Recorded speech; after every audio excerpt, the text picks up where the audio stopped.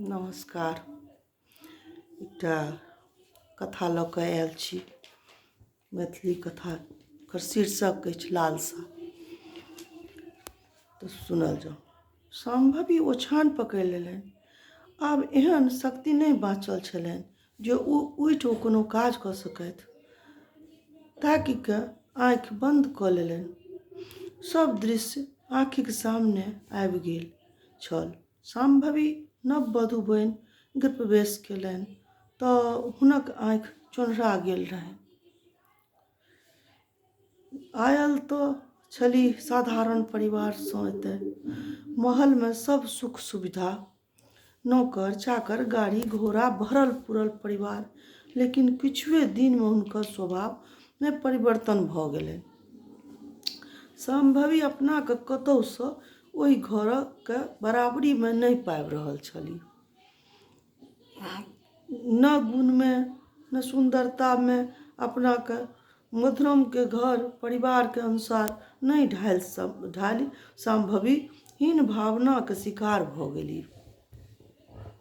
सबके अपशब्द कहै लगलीह आ फराक रहबाक लेल मधुरम पर सम्भवी अपन पति पर दबाव देबय लगली। जेहन नाम तेहन गुण छल मधुरममे। ओ सब परिवारके लऽ कऽ चलय चाहैत छलाह। लेकिन सम्भवीके आक्रोश आ उग्र रूप देख भयभीत भऽ जाइत छलाह। अपन माय बाप ओ आनो सदस्यके बेचैनी सहन हुनकासँ असहनीय छल।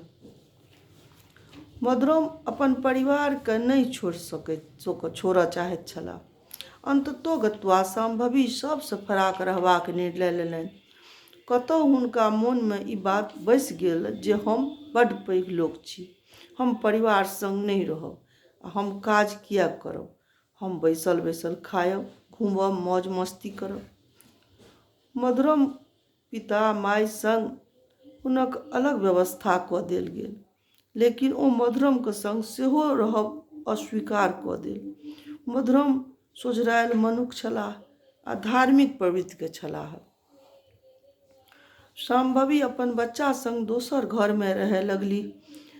खास कऽ कऽ खवास खवासीन, भनसिया, मोटर सब सुविधा प्रदान कऽ देल गेलनि।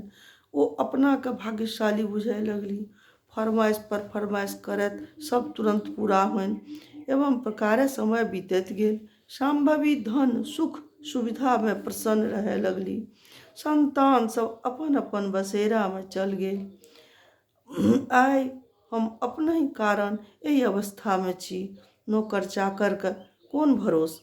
एतेक नीक पति मधुरमके हम अस्वीकार कऽ देलहुँ, मात्र धनके पकड़ि लेलहुँ। थाकि हारि मधुरम दोसर विवाह कऽ लेल।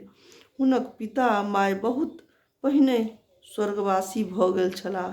आब मधुरमे नहि रहलाह। लेकिन हमरा कहियो कमी हेमय नहि देलनि। किछु दिन पश्चात सम्भवी गुमनाम जीवन व्यतीत करय लगली।